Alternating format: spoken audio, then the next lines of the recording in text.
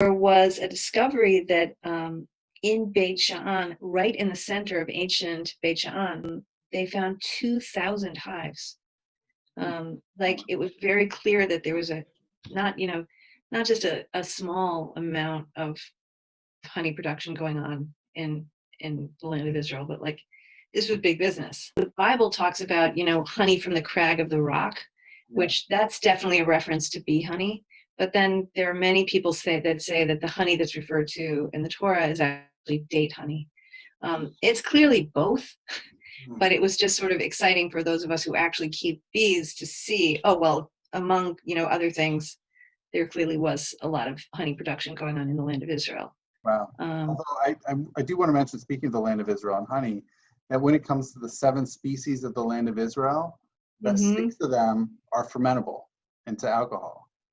Oh, wow. Yeah. The only one that you, as far as I know, unless someone out there does know, is Shemen Zait, that you can't really take olive oil and ferment it. But the other 6, you can make beer and wine and mead. You can do lots of things. Oh, with the other 6 species. Tell me about Rimonim, about pomegranate.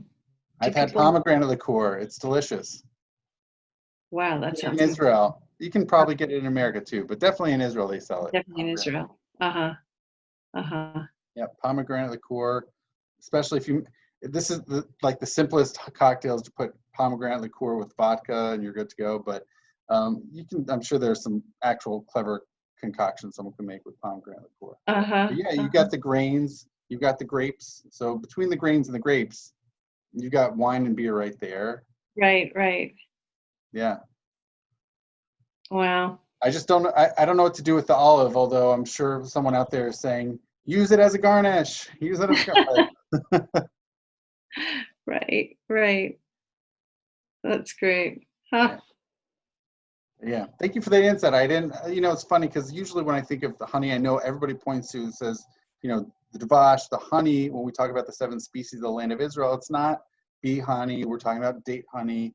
But it's fascinating that it could also potentially be honey as well. All right. Well, Rabbanit Amalia Haas, thank you so much for joining us on the show today. It was really great having you and learning lots about bees. It's such a pleasure being here. Thank you so much for having me. Absolutely. My pleasure. A lot of fun. I learned too. Oh, great.